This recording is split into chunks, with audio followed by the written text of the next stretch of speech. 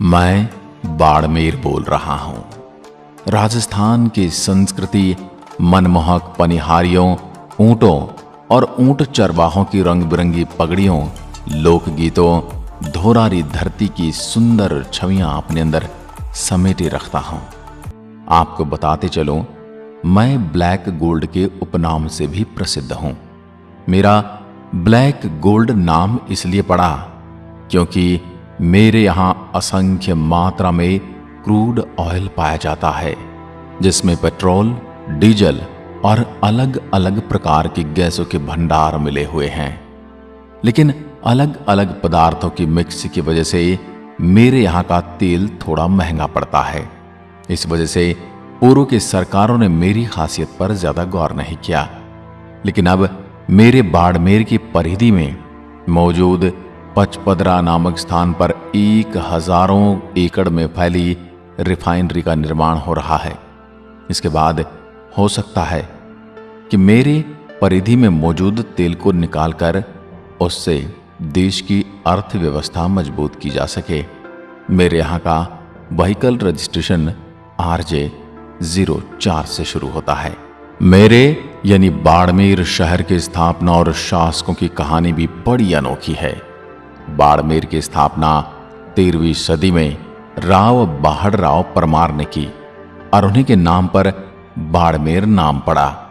बाहड़राव परमार जूना बाड़मेर के शासक थे तथा जूना बाड़मेर की पहाड़ी पर ही बाहड़राव परमार ने एक छोटे से किले का निर्माण भी कराया था, जो जूना बाड़मेरगढ़ के नाम से जाना जाता है। इस किले को आज भी आप देख सकते हैं। रखरखाव और रिपेयरिंग के अभाव में किला जीर्ण शीर्ण होता जा रहा है। जूना बाड़मेर वर्तमान बाड़मेर शहर से 25 किलोमीटर दूर स्थित है। परमारों के बाद जूना बाड़मेर पर चौराहों का अधिपत्य हुआ। उसके बाद रावत लूका ने अपने भाई रावल मंडली की सहायता से चौहान शासक राव मुंधाजी से बाड़मेर जीता। वह जूना बाड़मेर ने अपने राज्य स्थापित कर जूना को अपनी राजधानी बनाया। रावत लुंका के बाद क्रमशः रावत शेखा, रावत जैता, रावत रतावय, रावत भीम हुए। रावत भीम जो एक कुशल शासक व योद्धा थे, उन्होंने 15वीं से 16वीं ईस्वी के बीच अपनी राजधानी को जूना बाड़मेर से स्थानांतरित किया। वर्तमान बाड़मेर शहर की स्थापना की। पुराने बाड़मेर जूना में स्थित को जूना बाड़मेर व नए बसाए गए बाड़मेर को नया बाड़मेर कहा जाने लगा। कालांतर में नया शब्द धीरे धीरे हटता गया। वह बाड़मेर शब्द प्रचलन में आया। 7 अप्रैल 1948 को भारत सरकार ने राजस्थान राज्य में मुझे एक नया जिला बनाया। मौज में यानी बाड़मेर में सबसे लंबी नदी लूणी नदी है।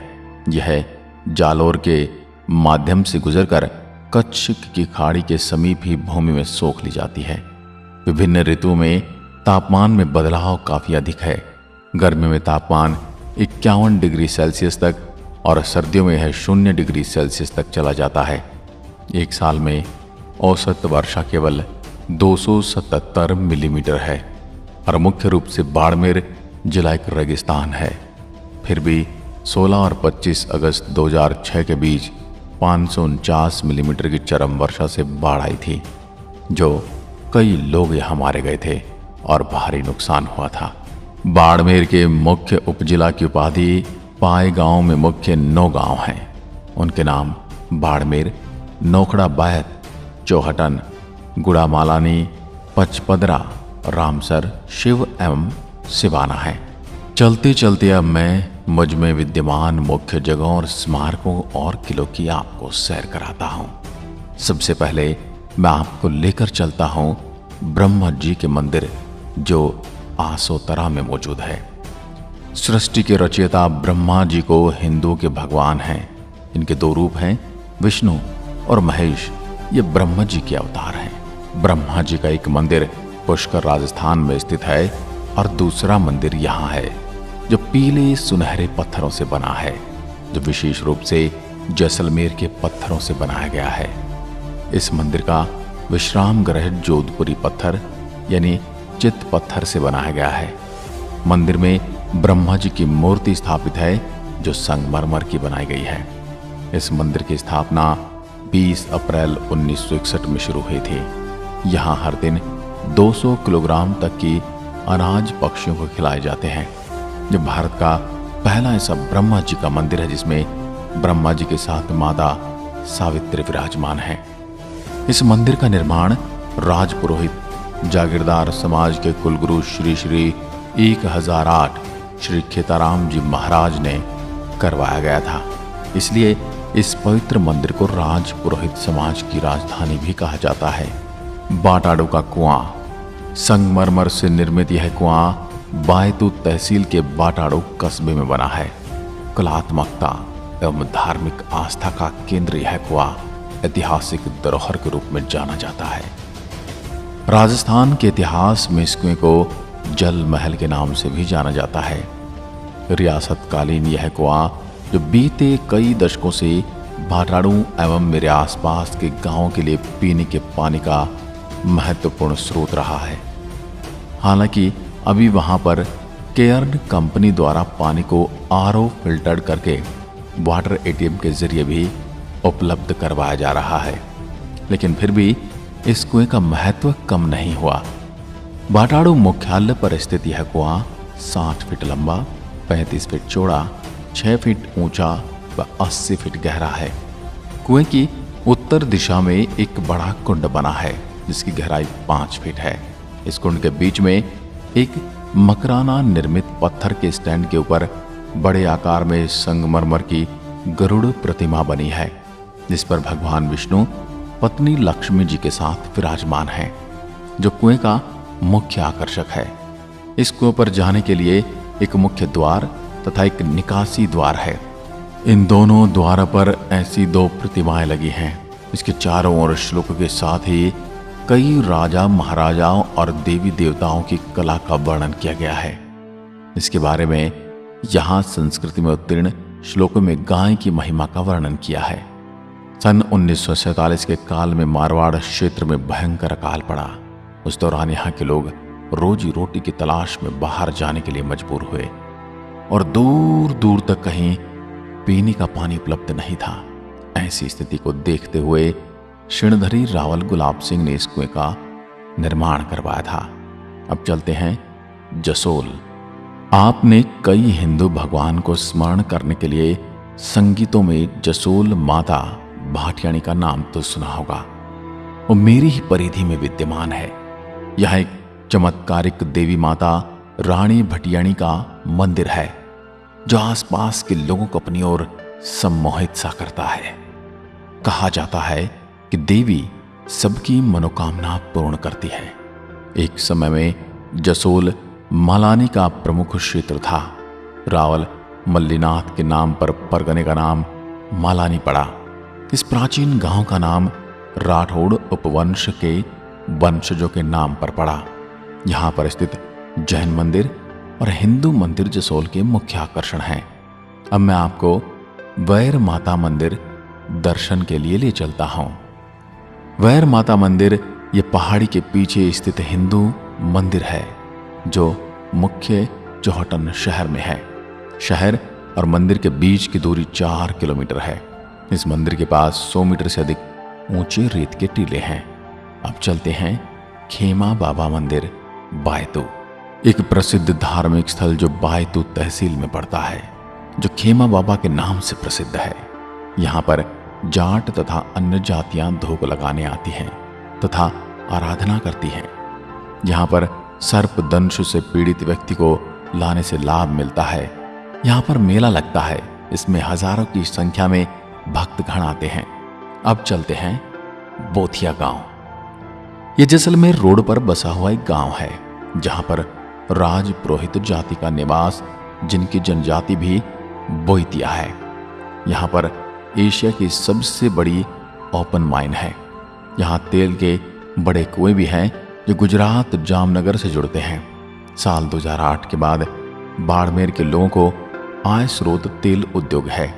यहाँ तेल के कई बड़े बड़े उद्योगपति हैं जो बाड़मेर में समाज सेवी का ऊंचा दर्जा रखते हैं। इनमें शामिल हैं तन सिंह चौहान, उद्योगपति और समाज सेवी, राम सिंह बोथिया, उद्योगपति एवं समाजपति, जो मेरे यहाँ के सरपंच हैं। अब चलते हैं खेड़। मेरे यहाँ के राठौड़ वंश के संस्थापक राव सिंहा और उनके पुत्र ने खेड़ को गोहिल राजपूतों से जीता और यहाँ राठौड़ों का गढ़ बनाया। रणछोड़ जी का विष्णु मंदिर यहाँ एक प्रमुख आकर्षण है। मंदिर के चारों ओर दीवारें बनी हैं और द्वार पर गरुड़ की प्रतिमाएं लगी हैं, जिसे देखकर लगता है मानो कि वे मंदिर की रक्षा कर रहे हों। पास ही ब्रह्म भैरव महादेव और जैन मंदिर भी हैं, जो सैलानियों का मुख्य आकर्षण का केंद्र हैं। चलते चलते मैं आपको गांव महलू ले चलता हूं। जिला मुख्यालय से 41 किलोमीटर दूर महलू गांव स्थित है, जहां धर्मपुरी जी का मंदिर है तथा यहां विशाल मेला भरता है। झनकली यह गांव गढ़ारा रोड तहसील पर पड़ता है। यहाँ पर अधिकतर आबादी चारण जाति, जो देवी पुत्र है, निवास करती है। यहाँ पर शिला माता मंदिर, ढाकनिया और श्री देमा लच्छा माता मंदिर व करणी माता, देवल माता मंदिर स्थित हैं। जहाँ एक पवित्र भूमि है, जिसे देवियों की भूमि कहा जाता है।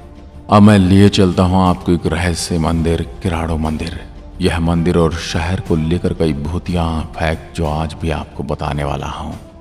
ये जगह पिछले 900 साल से वीरान है और आज भी यहाँ पर दिन में कुछ चहल पहल रहती, पर शाम होती जगह वीरान हो जाती है। सूर्यास्त के बाद यहाँ पर कोई भी नहीं रुकता है।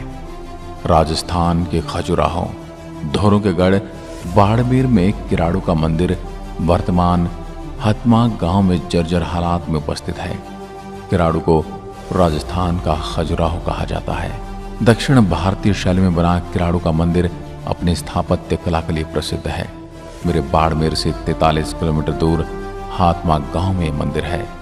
खंडहर नुमा जर्जर से दिखने वाले 5 मंदिरों की श्रृंखला की कलात्मक बनावट देखने वालों को मोहित कर लेती है। कहा जाता है कि 1161 ईस्वी तक इस स्थान का नाम किराटकुप था। करीब 1000 ईस्वी में यहाँ पर 5 मंदिरों का निर्माण कराया गया। लेकिन मेरे इन मंदिरों का निर्माण किसने कराया, इसके बारे में कोई पुख्ता जानकारी तो नहीं है। लेकिन मंदिरों की बनावट, शैली देखकर लोग अनुमान लगाते कि इनका निर्माण दक्षिण के गुर्जर प्रतिहार वंश, संगम वंश या फिर गुप्त वंश ने किया है। मंदिरों की इस श्रृंखला में केवल विष्णु मंदिर और शिव मंदिर, सोमेश्वर मंदिर थोड़े ठीक हालात में हैं। बाकी मंदिर खंडहरों में तब्दील हो चुके हैं। श्रृंखला में सबसे बड़ा मंदिर शिव को समर्पित नजर आता है। खंभों के सहारे निर्मित ये मंदिर भीतर से दक्षिण के मीनाक्षी मंदिर की याद दिलाते हैं। तो इसका बाहरी आवरण खजुराहो का रंग लिए है। काले व नीले पत्थरों व हाथी घोड़ व आकृतियों की नक्काशी मंदिर की कलात्मक भव्यता को दर्शाती है। श्रृंखला का दूसरा मंदिर पहले के आकार में छोटा है, लेकिन यहाँ शिव एवं विष्णु की प्रधानता है, जो स्थापत्य और कलात्मक दृष्टि से काफी समृद्ध हैं। शीश मंदिर खंडहर में बदल चुके हैं। मेरे राजस्थान के इतिहासकारों के अनुसार किराड़ू शहर अपने समय में सुख सुविधाओं से युक्त एक विकसित प्रदेश था। दूसरे प्रदेशों के लोग यहाँ पर व्यापार करने आते थे। लेकिन 12वीं शताब्दी में जब किराड़ू पर परमार वंश का राज था, तब मेरा यह शहर अचानक से वीरान होता चला गया। आखिर ऐसा क्यों हुआ, इसकी कोई पुख्ता जानकारी मेरे पास नहीं है, पर यह शहर सूरज ढलने के साथ ही वीरान हो जाता है। कुछ इतिहासकारों का मानना है कि किराड़ू मुगलों के आक्रमण के कारण वीरान हुआ, लेकिन इस प्रदेश में मुगलों का आक्रमण 14वीं शताब्दी में हुआ था और किराड़ू 12वीं शताब्दी में ही वीरान हो गया था। इसलिए इसके वीरान होने के पीछे कई और कारण हैं। अब आता हूं सीधा का सीधा नाकोड़ा जैन मंदिर। मंदिर से प्रख्यात इस मंदिर के द्वार पर 2 हाथियों का झुंड मानो आपका स्वागत करने के लिए आतुर खड़ा हो। विशाल जैन मंदिरों की कई मूर्तियों के दर्शन कर सकते हैं। अगर आप नाकोड़ा जैन मंदिर जाएं तो वहां पर स्थित भोजनालय में शुद्ध और सात्विक भोजन अवश्य करें। वहां का भोजन आपको इतना अच्छा लगेगा कि आपको अपनी नानी दादी यानी घर की याद आ जाएगी। अब चलते हैं पचपदरा में मौजूद मां सांभरा आशापुर मंदिर साल्ट।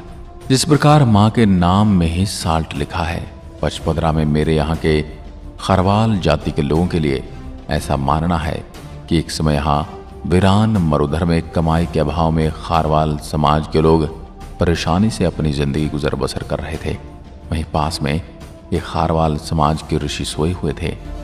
उनके स्वप्न में देवी आशापुरा के दर्शन हुए और उनको देवी ने एक जगह बताई और खुदाई करके देवी की मूर्तियां निकालने के लिए कहा गया और साथ में ये भी कहा गया कि मेरी स्थापना करने के बाद इस खारवाल समाज का कोई भी इंसान इस रेतीली जमीन पर गड्ढा खोद के बारिश के पानी को इकट्ठा करेगा, उसमें नमक पैदा होने लग जाएगा।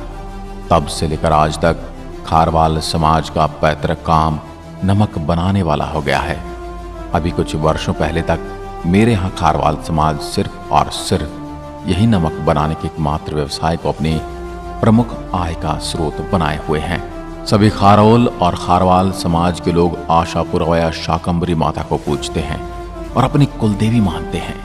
खारोल खरवाल समाज मुख्य रूप से मेरे मारवाड़ सहित भीलवाड़ा, उदयपुर, चित्तौड़गढ़ में मौजूद हैं और इसके अलावा मध्य प्रदेश के कई जिलों में बिखरे हुए मिल जाएंगे। लेकिन जहां पर नमक की बड़ी बड़ी खदानें थी, उस जगह को सरकार ने अपने कब्जे में ले लिया, क्योंकि वहां पर भारत की सबसे बड़ी रिफाइनरी का निर्माण हो रहा है। मेरे यहाँ के लोगों में खुशी की लहर तो है, क्षेत्र में रोजगार का सर्किल बढ़ेगा, लेकिन उनकी सरकार से मांग है कि जिस जिसकी भी जमीन रिफाइनरी में गई उनके परिवार के सदस्य को रिफाइनरी में नौकरी दी जाए। देखा जाए तो ये मांग गलत भी नहीं है। मैं बाड़मेर कुल 28,387 वर्ग किलोमीटर की परिधि में फैला हुआ हूँ। 2011 की जनगणना के अनुसार मेरी जनसंख्या 26 लाख से थोड़ी सी ऊपर है और बाड़मेर राजस्थान राज्य का जिला है। मेरी परिधि की सीमाएं एक तरफ पाकिस्तान जैसे नापाक देश से जुड़ी हैं, तो वहीं दूसरी तरफ मैं राजस्थान के ही जिलों से जुड़ा हुआ हूँ। इसमें मेरी सीमाएं मिलती हैं जैसलमेर, जोधपुर, जालौर और एक छोटा सा हिस्सा पाली जिले से भी जुड़ा हुआ है। मेरे बाड़मेर की कुल 17 तहसीलें हैं। मैं बाड़मेर एरिया के हिसाब से राजस्थान का तीसरा सबसे बड़ा जिला हूँ और भारत के हिसाब से 5वां सबसे बड़ा जिला हूँ। मेरे यहाँ निवास करने वाले लोगों में लगभग 86.2% हिंदू आबादी है, वहीं 12.34 मुस्लिम आबादी है। बाकी के जैन और सिख समुदाय के लोग रहते हैं। उत्तर लाई में स्थित भारत का पहला अंडरग्राउंड एयरबेस भी मुझ में ही विद्यमान है। मेरे यहाँ बोली जाने वाली भाषाओं में सबसे ज्यादा मारवाड़ी और राजस्थानी बोली जाती है, उसके बाद हिंदी और कुछ गांवों में सिंधी भी बोली जाती है। आपको बता दूं कि मेरे यहाँ रहने वाली जनता ने तो इस गर्मी को सहन करने की शक्ति विकसित कर ली है, परंतु यदि आप बाहर से आ रहे हैं तो गर्मी के दिनों की लू से आप बच नहीं सकते। दूर दूर फैली टीलों से दिन की भरी दोपहर में निकलने वाली तपती गर्मी का एहसास।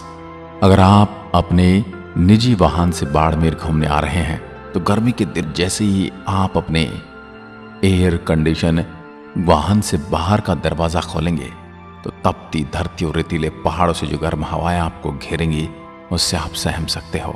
पानी की किल्लत से भरा मेरा मरुधर प्रांत आज भी अपनी जीवन शैली अपने तरीके से जी रहा है। गर्मी के दिनों में पानी की किल्लत से मेरे यहाँ रहने वाले पशु पक्षियों का रहना सबसे ज्यादा मुश्किल हो जाता है। बाड़मेर में ऐसे कई गांव हैं जहां छोटे छोटे तालाबों में टैंकरों से पानी भरा जाता है ताकि नाम मात्र में बचे वन्य जीवों का संरक्षण किया जा सके। छोटे छोटे गांवों और कस्बों में सरकारी नलों और पानी के अभाव में यहाँ की जनता ने अपने घरों में पानी के बड़े बड़े टैंकों का निर्माण किया है।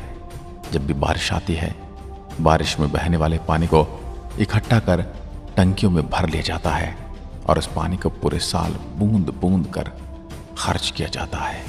अगर आप बाड़मेर की यात्रा के लिए निकलोगे तो आपको ऊंटों और भेड़ों का जमघट नजर आएगा।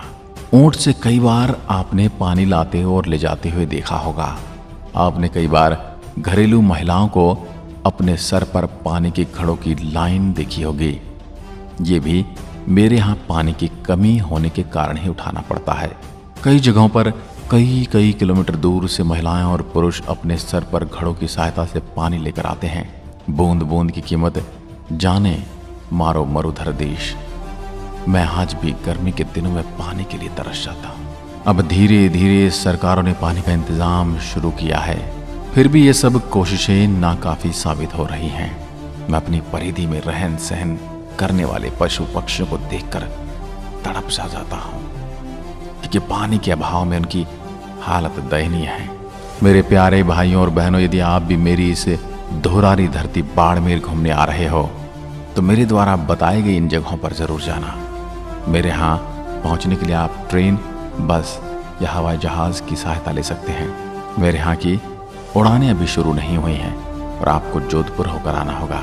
मैं बाड़मेर एक बार फिर आपका स्वागत करने के लिए तैयार हूं, आपका अभिनंदन करता हूं। पधारो हमारे देश। जय हिंद, जय भारत।